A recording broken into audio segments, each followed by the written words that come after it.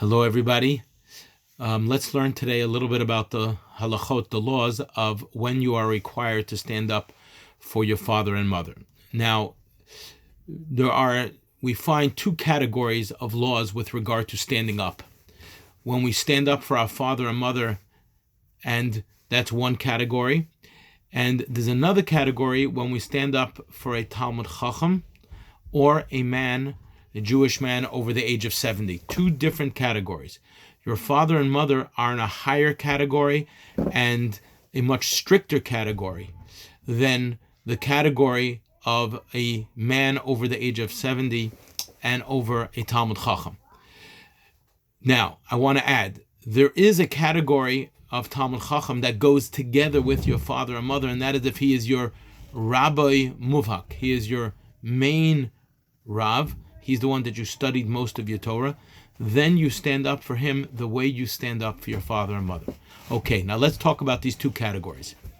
The category of your father and mother requires you to stand up even when your father is very far away, so long as he's within your eyesight, between 130 and 160 meters away, you're required to stand up for your father and mother, and you must stay standing, malei kai masai, all the way standing up, not bent down, not a little bit of a stand, but standing straight up from the time you see him, 130 to 160 meters away, all the way until the time that he arrives in his seat or he leaves your eyesight.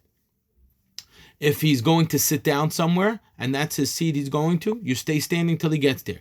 If he has a special place that he stands and he's going to that place and that's where he's standing, then you stay standing until he arrives at his place that he's standing.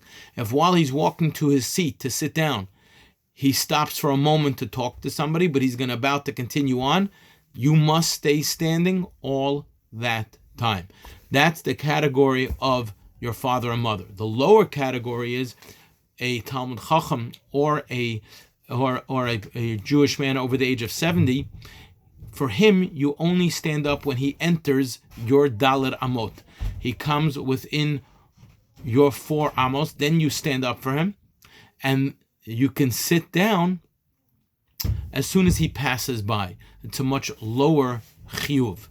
Now, when you stand for your father and mother, you may have to stand for him many times a day, according to Shulchan Aruch. According to Bet Yosef, as many times a day it happens, you have to stand for him. 100 times a day, you stand up for him 100 times a day.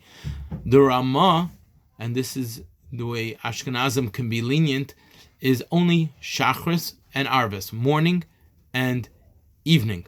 More than twice a day, you are not required to stand. Now, all this is going in a situation where your father does not say, I'm mochel. If your father is mochel, he forgives and he says, no, don't stand up. It's okay. I don't want you to stand up for me. Then one is not obligated to stand up for his father and mother.